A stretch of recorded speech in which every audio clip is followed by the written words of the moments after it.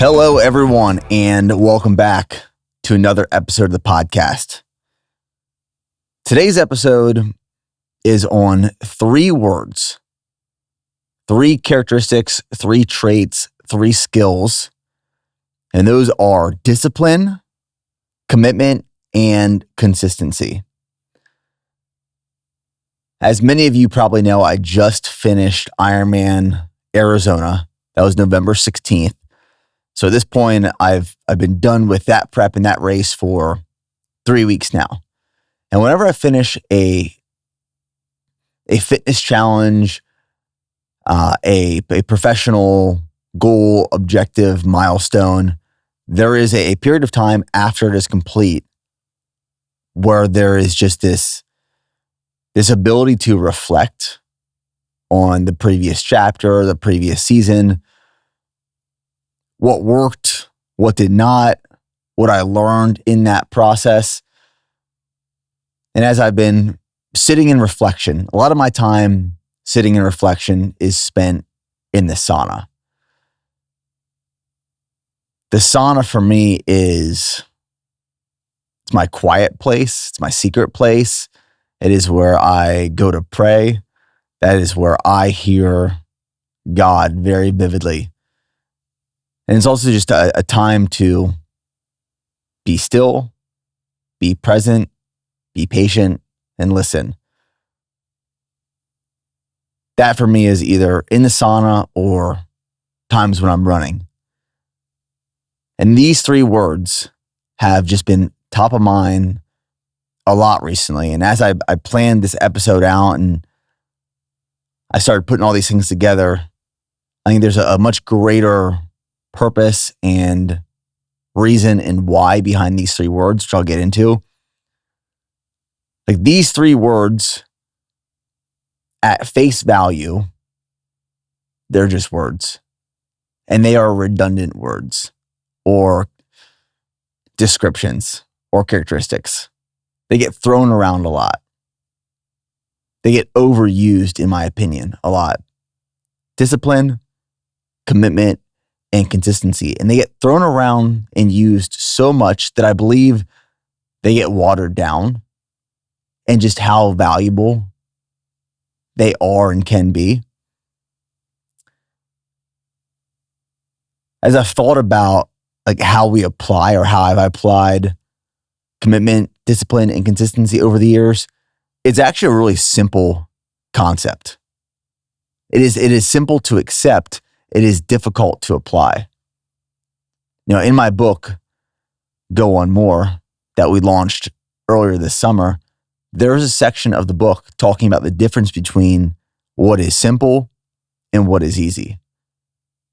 And I used to view them as synonyms. I used to think that simple was easy and easy was simple, but they are so far from each other. Just because something is simple does not mean that is easy. The way that Albert Einstein described the word simple is that it is at the highest level of intelligence. To be able to make the most complicated and complex simple is hard. It is challenging, but if you can do that, you have a high level of intellect. You might even be a genius. To take these 3 things, these 3 characteristics, discipline, commitment, and consistency, to accept it's very simple. But to apply it and to execute upon it, I would argue that a lot of people don't do it, can't do it, and have failed many, many times before. These characteristics and values are foundational to life, to success, to winning, to achievement. They are not competitive advantages. They are not hacks. Being disciplined doesn't make you any more competitive than somebody else. Being committed doesn't make you any more competitive against something else. Being consistent doesn't necessarily make you more competitive. And where I'm going with this is those 3 things: discipline, commitment, and consistency, they are table stakes. It is the minimum requirement to compete. It is the minimum requirement to succeed. They are the minimum requirement to win. And if you are sitting somewhere listening to this episode right now or watching it, and if you are failing to succeed, if you are failing to accomplish, if you are failing to win, I would put money on it that more than likely the reason or the chances that you are not winning, you are not succeeding, you are not achieving is because you are not disciplined, you are not committed, and you are not consistent. So I have a call to action in this episode of what I'm about to dive into. And that call to action is, if you want to succeed, truly, you must. It's not a you should, you can, you may, you must. 1, be able to hold yourself accountable. Discipline yourself. 2, set goals and objectives and don't quit until you reach or achieve them. Commitment. And 3, show up every single day, over and over and over again, while in the face of adversity or obstacles or struggle. Consistency. I'm recording this episode at the end of 2025. It is early December 2025, at the point in time that I'm sitting here speaking to a camera. If you want to change your life in 2026, that call to action, those 3 things will change your life. Guaranteed. Like guaranteed. And I say this very carefully, with no ego. I say this with no ego, but with full humility and self-awareness and confidence. I truly believe, in the deepest parts of my soul and my heart, the only reason that I have been able to build something, achieve certain things, succeed in the way that I have measured success, because success is relative to the individual. The only reason I've been able to get to a certain point in my life that I'm proud of is because I have been disciplined, I have been committed, and I have been very, very consistent for over a decade now. If I think back, if I reflect of my journey in the military and then transitioning out of the military and building BPN into what it is today, which started in my college apartment in 2012 with a $20,000 loan. If I think back and reflect on any of the physical accomplishments, or at the bare minimum, the improvements I've made in my physical performance over the years, it is not because of raw talent and skill. It is not because of the family I was born into. It is not because of some sort of supernatural gift. It is because of discipline, commitment, and consistency. So I wanted to really set the stage before diving into the rest of what I'm about to speak into. Because, like I've said, those 3 words, they get thrown around. They get added to cute Instagram captions, and they get put on people's walls. You go into a gym. They end up just being filler at some point. Fluff. And the true value and power, in my opinion at least, behind these words, these descriptors, these characteristics, They lose some of the oomph and the power. Like discipline, commitment, consistency. Those are values. Those are values that we as individuals or organizations and teams, we embody, we live out, we apply. They are by no means easy to execute upon, especially when we water down the meaning and the message of them. But man, they will take you places. They've taken me to places that I never would have dreamed or imagined 10 plus years ago. But if you apply them, or you at least take them going into this next year, you're going to see a massive return. Huge results. Now, I've recently been reading a few books. One of them is called Living Life Backward by David Gibson. The subtitle of this book is How Ecclesiastes Teaches Us to Live in Light of the End. It's an incredible read, and I've really been enjoying it. And there is a section of that book that is titled Embrace Life's Repetitiveness. Repetitiveness. Repetition.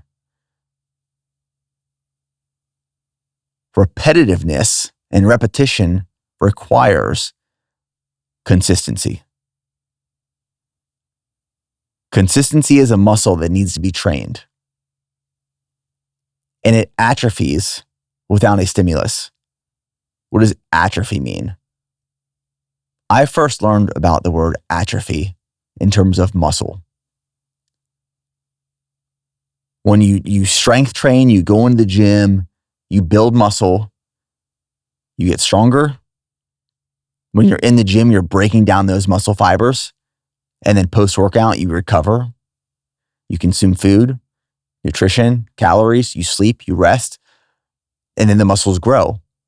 Your muscles are not growing while you're in the gym. You're breaking them down. You're literally creating micro tears in the muscle when you're putting them under a stimulus. But when you rest and you recover, that's when the muscle actually grows and develops. When you stop training, you stop going to the gym, you stop putting that muscle in that body under a stimulus and you stop breaking it down, it doesn't grow. It doesn't improve. It doesn't get better. The muscle becomes smaller. It becomes weaker over time in the absence of the stimulus. The muscle atrophies. So much of our life atrophies as well when we don't keep applying a stimulus on a regular basis.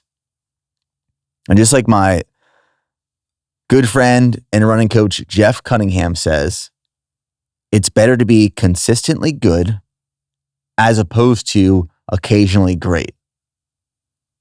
If you train a muscle one time every 6 months, that muscle does not have the ability to grow and develop. Even if you go in every 6 months and you train that muscle for hours to a point where you can't even move that part of your body anymore, it isn't a consistent enough stimulus on a frequent and regular basis that there isn't going to be growth, there isn't going to be adaptation, there isn't going to be development. Consistency itself is a muscle that we have to train. We have to keep applying this stimulus to experience growth and development and adaptation. Going back to this book that I've been reading, Living Life Backward, I mean, one of my favorite books in the Bible is Ecclesiastes. It is a rude awakening of a book in the Bible. It is humbling, extremely humbling. And every time I reread that book, I learn something new. There's new perspective gained. There are more humbling moments experienced. Life is repetitive.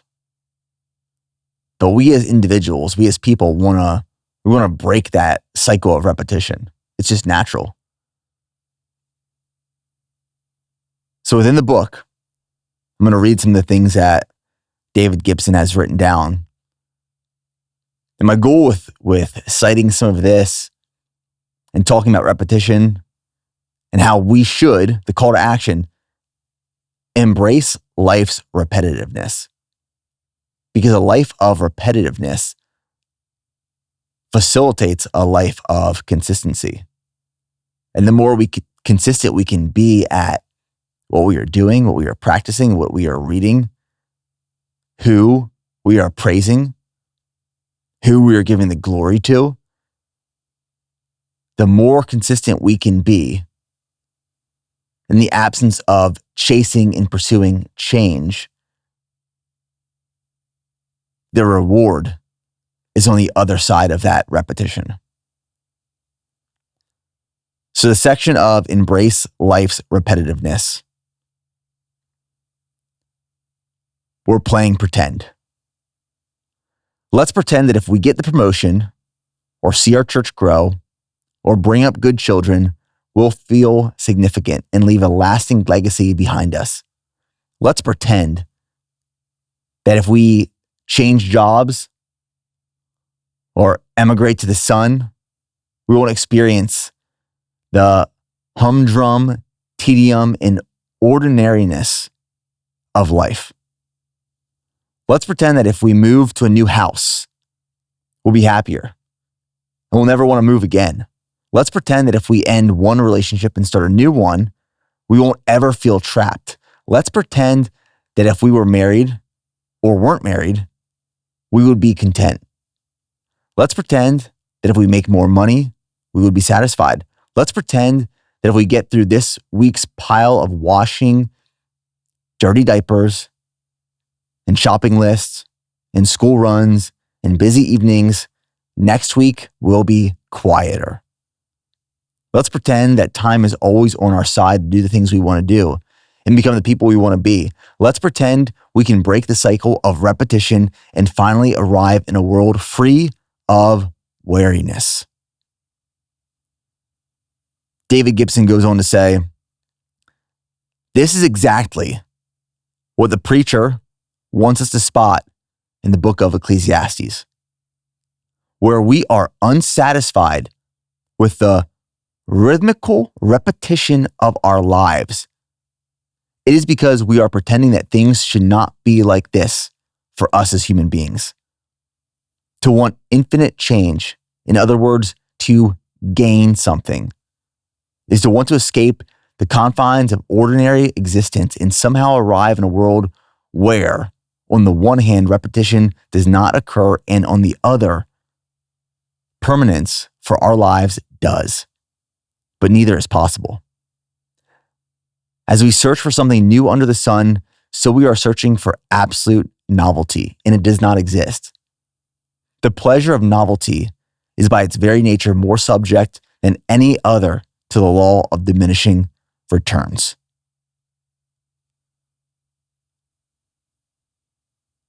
One, the book of Ecclesiastes is so important and valuable. Two, the way that David Gibson breaks this down, in my opinion, is absolute gold. We live in a life where we want to turn away from repetition and repetitiveness. And we want change. We want different. We want novelty. We want newness. Because we start getting bored. We start becoming unmotivated. I have been here in the past, and I'm not perfect, where I experience this myself from time to time. You get tired when you're running the same day over and over and over again. You want newness. This is one of the reasons we take vacations and we go see new parts of the world. This is one reason we start new businesses or pursue new passions and projects. We want newness. We want novelty. And there's nothing wrong with that. There's nothing wrong on pursuing change and something different and wanting to shake up your day to day. But if we can't embrace the repetitive nature of our lives, we can never be consistent. And in my opinion, when we are running away from the repetitive nature of our lives, it's because we are scared to sit in the quietness, the presence, what requires patience and stillness and listening. The truth is, we're not bored. We're not burned out from the same repetitive schedule and rhythms from one day to the next. But we are human and we are in need of these dopamine hits. This is why we pick up our phone every 3 seconds. This is why we're looking for these moments and experiences that release endorphins and dopamine, and it feels good. There is a reward to the dopamine circuit, truly. But the reality is we're not bored. We're not burned out. We are just avoiding the repetitive nature of our lives that promotes and facilitates consistency. As I was thinking about how to apply this to everyday life, and there's many examples I can think of, but in this case, based off of who I believe I'm speaking to and can relate, health, fitness, nutrition.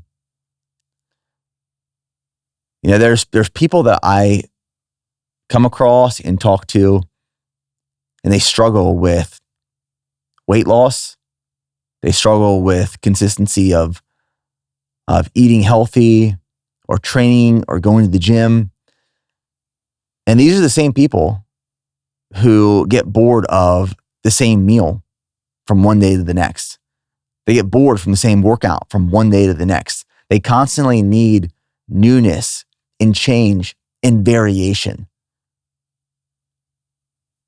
And then you meet people who continue to make progress in their health, in their fitness, in their personal life, in their professional life. And they don't need novelty. They don't need change. They don't need variation from day to day. They have consistent schedules. They have consistent routines. I mean, I think about lunch, for example. Let's go down to like the most basic, fundamental example that I can use. I have been eating the same lunch every day with small changes, very small, for years now, literally years. It is beef and it is rice. Sometimes I throw some pickled onions in there. Sometimes there's some barbecue salt thrown in there, some buffalo sauce, hot sauce, sea salt, small things added too, but 300 grams of jasmine rice that I weigh out, 8 ounces of ground beef or bison or venison or elk, 8 ounces, half a pound of meat, and a cup and a half of rice. I have been eating that every day for lunch for years. And you know what? I never get tired of it. Never. Because I know I'm going to feel good from it. I know it's going to fuel my day. It's going to fuel my workouts. It's going to digest easily, quickly, so I can get back to work. It's easy to prep every night before coming into work the next day. Doesn't take any additional time or mental energy to prepare, heat up, consume. I throw it in the microwave for 3 minutes, 20 seconds right before I eat it. It allows me to be consistent. But there are some people who can't eat the same lunch from one day to the next. They get bored. They got to switch it up. And because they are required to switch it up, because they are bored, they want variation, they didn't prep it the night before, which forces them to go out during their lunch break and go find something that isn't going to be as healthy as nourishing, as convenient. It's going to take more time away. That is lack of consistency because they can't embrace the repetitions of life. Now, you might be listening to this thing, dude, you're making a much bigger deal than it has to be around what you eat for lunch. But the way you do one thing is the way you do everything. And I can almost guarantee that that same individual who can't eat the same lunch from one day to the next gets bored of the same workouts from one day to the next. And they require more variation, which reduces their ability to maintain consistency. And then they get so bored and tired and mentally exhausted of trying to think, well, what workout can I do next? Because I'm bored of the ones I've currently been doing. They just stop going altogether. And they stop trying to eat healthy. And they go from prepping their meals and working out daily to running to McDonald's and skipping their workout and sleeping in and staying up late and binge watching Netflix. And again, you might be thinking, Nick, you're like taking this a little too far. But no, this is how it starts. I've seen it time and time again with hundreds of people. This is how it starts. If you can embrace life's repetitive nature, which is natural, you can maintain consistency. But if you require variation and you're always looking for change and you always want newness, that leads to an inability to maintain consistency where eventually you just fall off completely. And before you know it, you're thinking back to, man, you remember the days where I felt really good, I was performing good, I was eating well, I was training hard, I was showing up for my job, my work, my passions, my family, my faith. Yeah. That's when consistency was at its strongest because you embraced life's repetitiveness. When we were at our old HQ, now we're in our new headquarters for BPN. Our old HQ, we were there from 2019 until early 2025. And we had a gym there. And when you walked into the gym, there was this door, this wooden door. And on that door had "Go All In" in these big, bold black letters. Go all in. That has been my life motto for a long time. And it's worked. I'm never someone who dabbles or tinkers. I've never related to that way of living in life. Now, to each their own. I know a lot of people who are dabblers, who like to tinker. And for many of them, they are very successful people. They live a very good life where they have their one thing they're working on, and then there might be 10 other things or hobbies or passions that they just dabble in, they just tinker in. And I've never been attracted to this way of living. I'm not saying the way I approach this is right or necessarily wrong, but I just want to share the way that I think about it and I approach it. I like to be able to go all in on things because I find that when I tinker or dabble, I'm just dipping my toe in the water.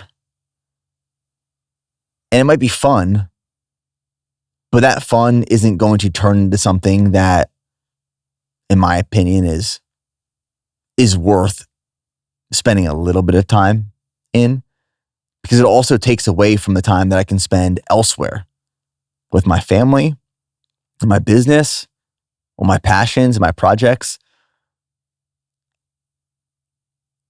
And of the people that I've met who have made the decision to go all in on something, it's paid off in massive returns. going all in requires sacrifice. It requires commitment, huge levels of commitment. The question you got to ask yourself is, what are you going to go all in on, and why? Why do you want to go all in on this one thing? Like in 2026, you want to see your life change. First off, go all in on following Christ. Second, set a goal, set an objective, like write it down and put it out there, put it into the existence of the world to hold yourself accountable, and go all in on it. Now you have to choose carefully, because when you go all in on something, other parts of your life will have to give. In order to go all in on one thing, you can't tinker, you can't dabble in these other things. Because when you tinker and dabble in other things, that takes away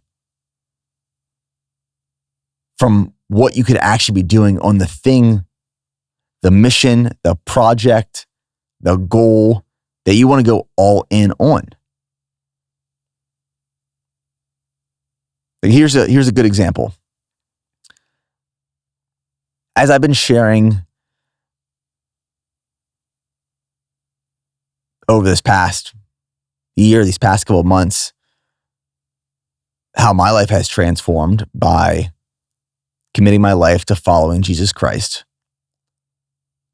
That is a part of my life, the number one thing in my life that I have made the decision to go all in on, surrender everything to God. When I made that decision to go all in, I knew that I was going to have to give up other parts of what I was spending time on. Because if I didn't, I wouldn't be able to go all in on Christ.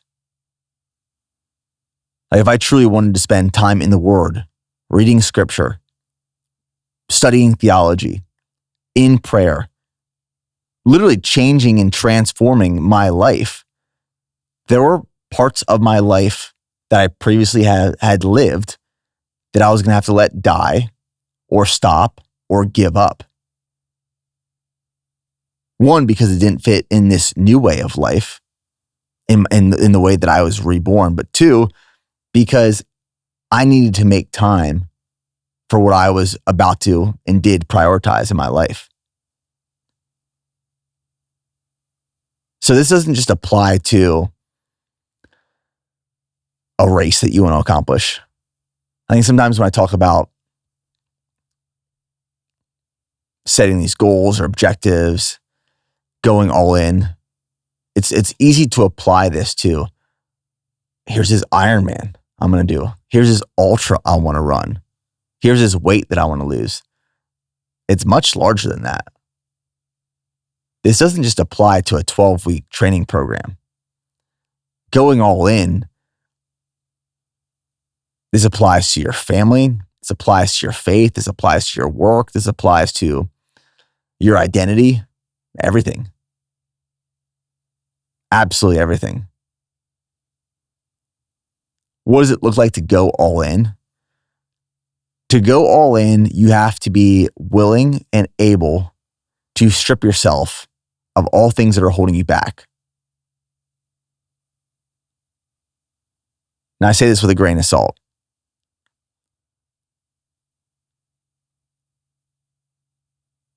And I say this with a grain of salt because there are certain things you can't strip away from your life. When I say strip things away from your life, strip things that have no value towards the end goal.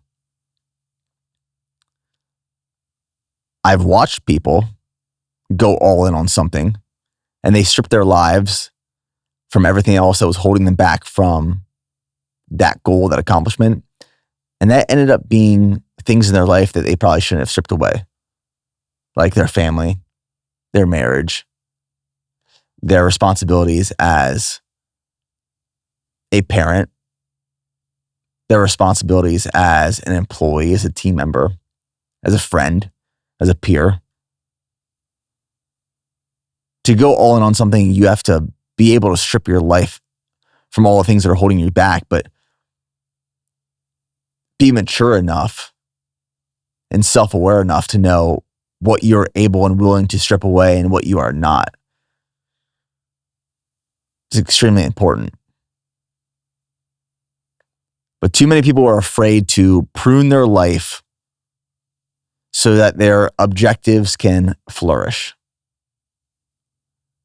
There's a lot of things that we can prune away from our lives that provide little to no value or benefit. And it'll open up a whole lot more space so that those goals, those objectives, the things that we want to go all in on can actually flourish and grow. One of my favorite quotes from a speech is from Theodore Roosevelt, and it's titled "The Man in the Arena." I've quoted this many times before, but I don't think it ever gets old. Like truly, I could reread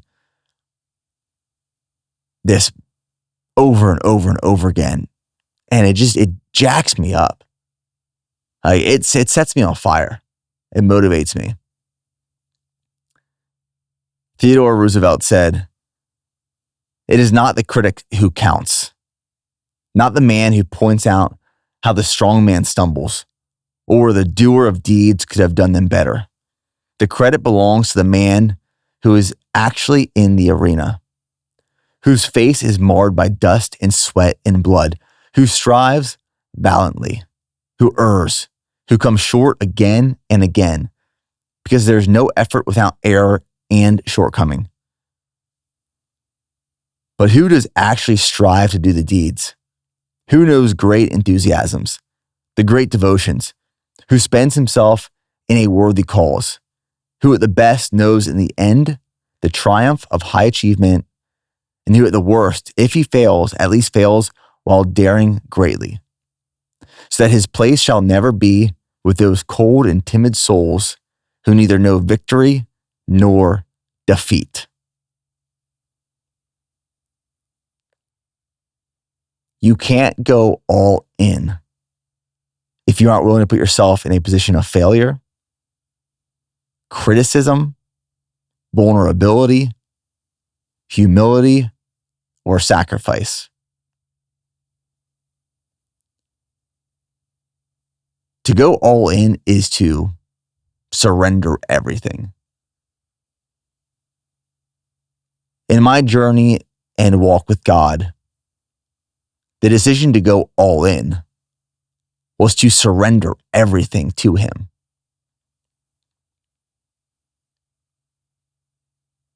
Even if it led to criticism, failure in other parts of my life, sacrifice, vulnerability,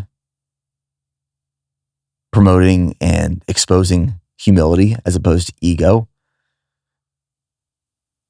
That is required, and that's what comes with the decision and commitment to go all in.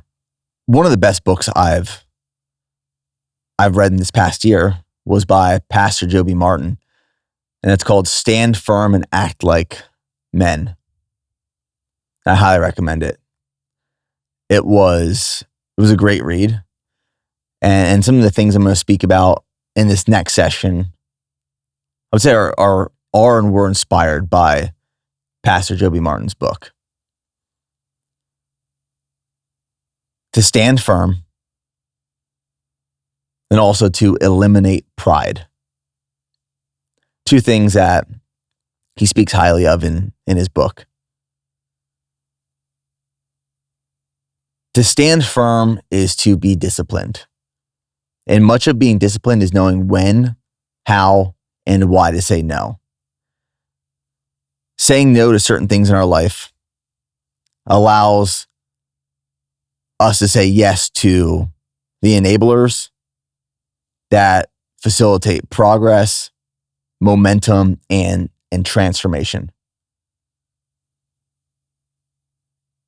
If we can be disciplined in what we say no and yes to, we can then be more consistent in our ability to show up to the objectives, to the missions that we committed to.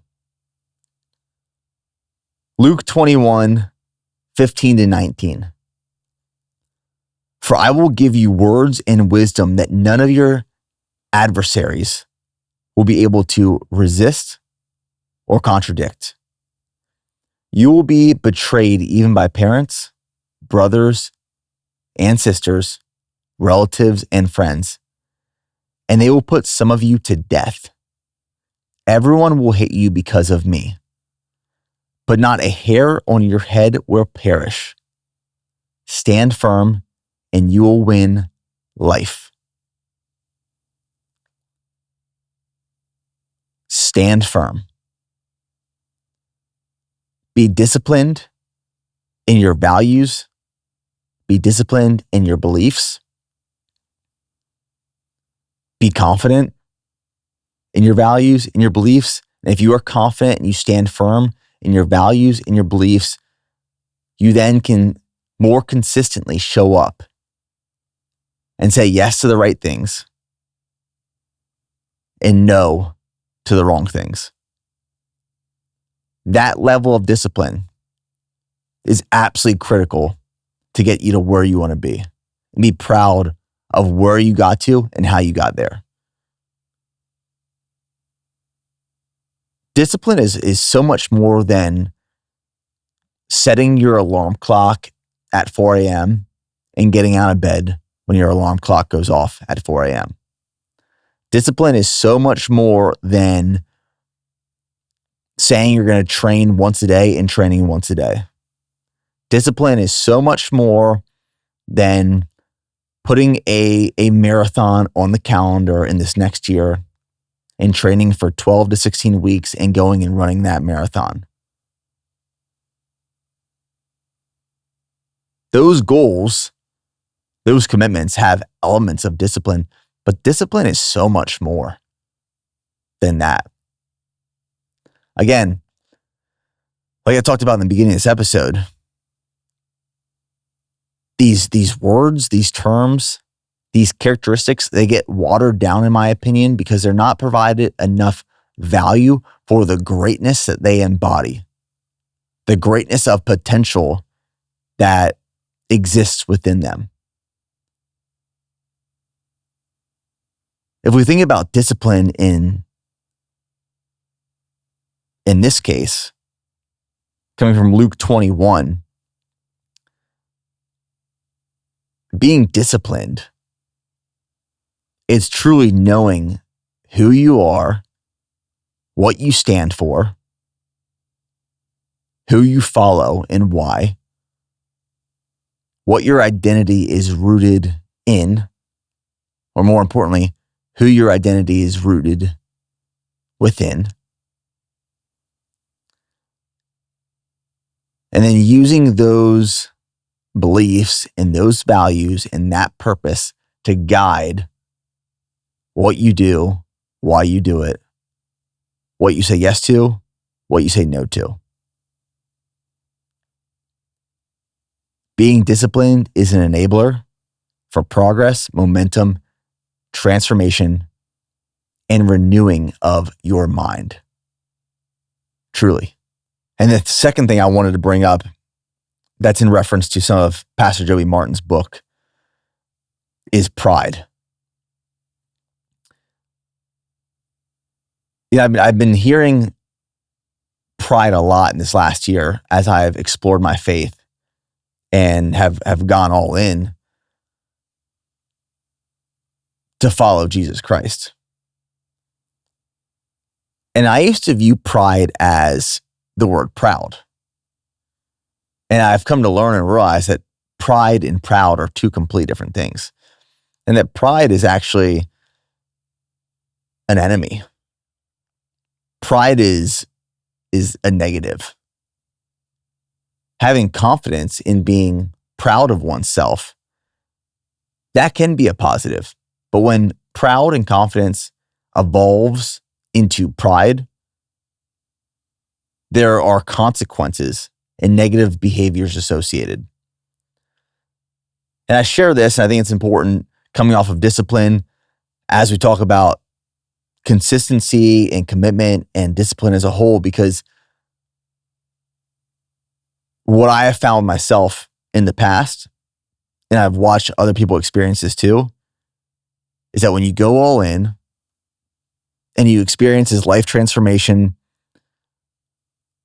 of really being able to apply discipline in your life and consistency and commitment, and you start achieving, you start winning, you start succeeding, what started as a growth of confidence and being proud of what you're doing, that can quickly evolve into being prideful. Pride is an inflated self-importance, believing that oneself is superior or better than others, and refusing humility or correction. Being prideful is thinking you don't need help, or that no one else can hold you accountable because you are so much better and greater than everyone else.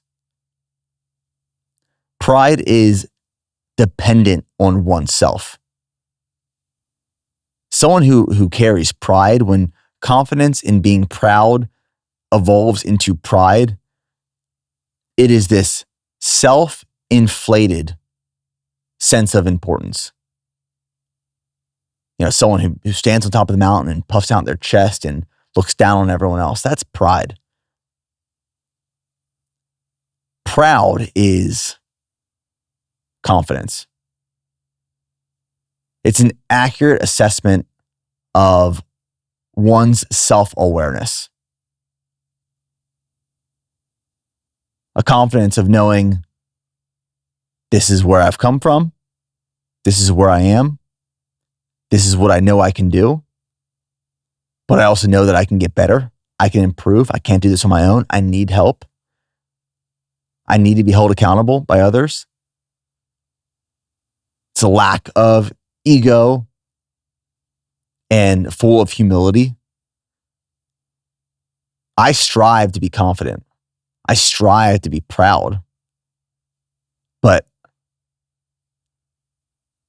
I'm fearful of that evolving into pride. And I'm very careful to make sure that level of confidence and being proud does not turn into pride. It's something to be mindful of as you set these big goals and you chase them down and you start to succeed and you start to win, you start to achieve. Be humble, maintain humility. Don't let that success turn into ego. And to maintain that posture requires discipline. So the brand team and I have been talking a lot lately as we prepare to go into 2026. And every year we start a new year off with a brand campaign.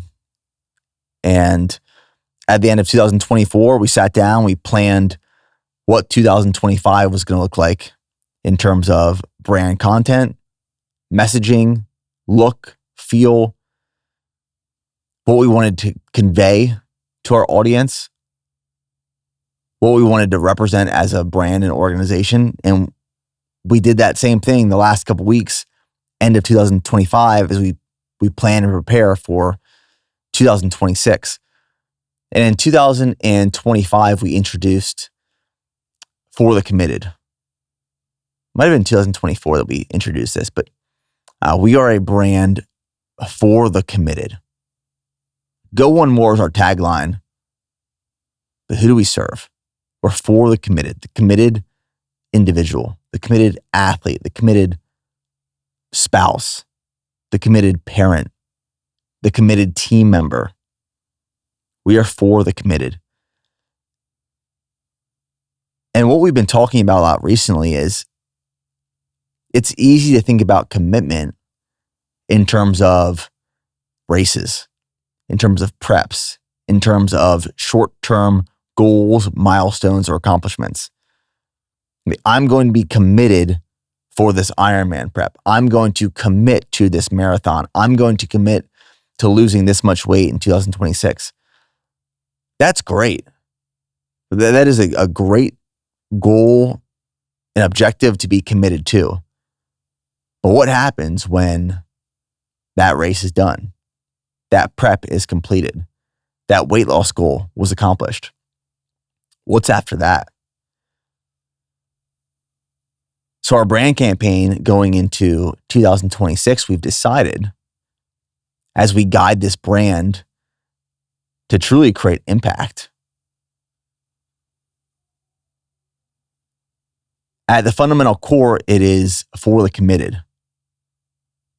But going into Q1 of 2026, our brand campaign broken off of for the committed is that commitment has no finish lines.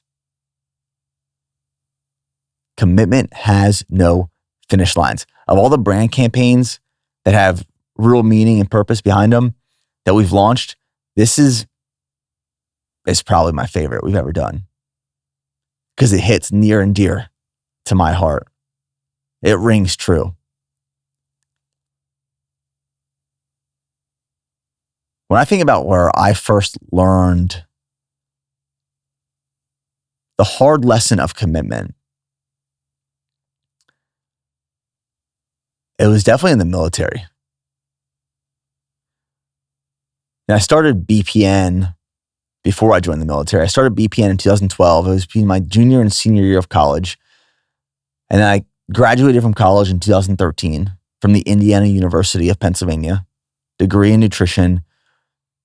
I commissioned directly into the U.S. Army as a second lieutenant, infantry officer. I was a contracted Army ROTC cadet at the university. So when I first started BPN in 2012, I committed to starting this company, but it was so early on. Now, being almost 14 years now after starting that business, I can say I was committed. I've been committed to building the brand, to scale, to succeed. But when I joined the Army in 2013, a year later, I commissioned as a second lieutenant. Right after graduating college, I got sent down to Fort Benning, Georgia for a year of training. I was in the infantry officer basic leader course, went to Ranger School, Airborne School, Bradley leader course. I was in Fort Benning for a year before my first duty assignment, which was Fort Hood, Texas. I got stationed there in October of 2014. And that's where I did my platoon leader time. But Ranger School was my first test of true commitment. I went into Ranger School, I believe it was February of 2014. And the date that I started was the best Ranger competition date, meaning that if I didn't go straight through, there's 3 phases of Ranger School. There's the Fort Benning phase, then there's the mountain phase in Dahlonega, Georgia, and then there's the swamp phase in Florida, right outside of Eglin Air Force Base, close to Pensacola, Santa Rosa Beach. And in order to move on to the next phase, you have to pass the current phase. So in order to get to the mountains, you have to pass the Fort Benning phase. In order to get to the swamps phase, you have to pass the mountains phase. Ranger School has about a 50% pass rate. And very few people go straight through. For most people, you recycle at least one phase. I ended up recycling 2 phases. And when I started the school, it was called the best ranger competition date of the year, meaning that if you failed any phase, there was a 6-week holdover because ranger school essentially shut down because of the best ranger competition at Fort Benning, Georgia that happens every year. Well, I failed the first phase, which means I went through the 3-week phase. I failed. I was a 6-week holdover. For 6 weeks, I had to stay at Fort Benning and do various tasks and details in preparation for the best ranger competition. When the best ranger competition was over, I could restart the school. So after being at ranger school for 9 weeks, I was then restarting it all over again. Went through that phase, passed, moved on to the mountain phase. 3 weeks in mountains, recycled, had to do mountains all over again. At that point, I felt like I was never going to escape or graduate this course. Passed the second time through, went to the swamps phase in Florida, passed, first time through, graduated. Ranger School was a 61-day leadership and tactical evaluation course in school. I was there for about 145 days, like 4.5 months. It felt like my entire life. I never thought I was going to get out of there. But I'll tell you one thing. From the moment I walked into that school and started, I was committed. I'm not leaving here until I get my Ranger tab. I will stay here years if I have to, and if they let me, before I quit, stop, or give up, because I'm not leaving here without this Ranger tab. I was all in. I learned a whole lot about myself there.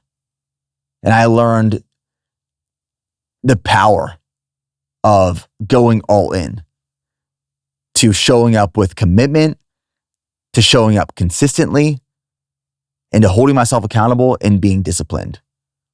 And I eventually graduated that course and got the Ranger tab pinned on my shoulder, which was one of the best feelings of my life. Knowing that you were so committed and you worked so hard and you didn't give up, and it paid off. For a lot of people, they weren't as fortunate. That shaped my ability to commit to a goal, to commit to a mission and see it through. That changed my life. That school truly set my life on a new trajectory. It was the first time in my life that I was truly tested, pushed, and challenged to succeed, to win, to achieve at this level with this much on the line. It was humbling. You know, you can walk into that school with pride. You can walk into that school with ego, but they will strip you down from that right away, and you will have so much humility. You'll be so humbled so quickly. There's no pride in that school. There's no ego in that school. Everyone gets stripped down to remove it. That's the best part. It's one of the best parts. But commitment has no finish lines. After accomplishing that, it wasn't jobs done, box checked, move on. It was, how do I use this moving forward? What have I learned? How have I grown? How have I adapted? How have I developed? What's next? It was going all in as an infantry platoon leader. And it was transitioning out of the military, going all in on building BPN. Going all in, learning how to be the best leader possible to take this organization to where it is today. Commitment has no finish lines. It's not a 12-week prep. It's not an 18-week journey. It's not a 4-year contract. It is a lifetime of learning. There's this term called sanctification. I learned after being saved by Christ. And after someone gives their life to Christ, which is salvation, the rest of a Christian's life is a journey of transformation. This ongoing change, this ongoing transformation, becoming more holy, more Christ-like, and more aligned with God's will, that is sanctification. Once you experience salvation, the rest of your life is sanctification. It has no finish line. It is not you give your life to Christ, you experience salvation, and then you have a 4-year study for where you graduate and get a degree, and it's, here we are, we've arrived. No, it's forever. A lifetime journey. Commitment is just that. It is the becoming. Salvation is the beginning. Sanctification is the becoming. Who are you becoming in the process? That's what commitment is. Once you make the decision to commit, it is who you are becoming in the process. The process is the reward, not the finish line, because there is no finish line. And I was explaining this episode to one of my mentors yesterday. His name's Justin. About how I've really just been sitting and reflecting on these 3 terms, these 3 characteristics of discipline, commitment, and consistency, and applying it to my work, applying it to my life, applying it to my faith and my walk with God. And he said, you know what those 3 things are, Nick? I said, what? He said, what God calls us to. Obedience. Obedience is commitment, consistency, and discipline in our walk with God, to become more aligned with God's will. Sanctification. And when he shared that with me, it was like the bow on why these 3 words have just been top of mind for me the last couple of months and this last year. Obedience. The goal of life, the purpose of life, the mission that I'm on, after surrendering everything, has been and is to be more obedient through commitment, consistency, and discipline. That's the episode. Hope you guys enjoyed it. And as always, go on more.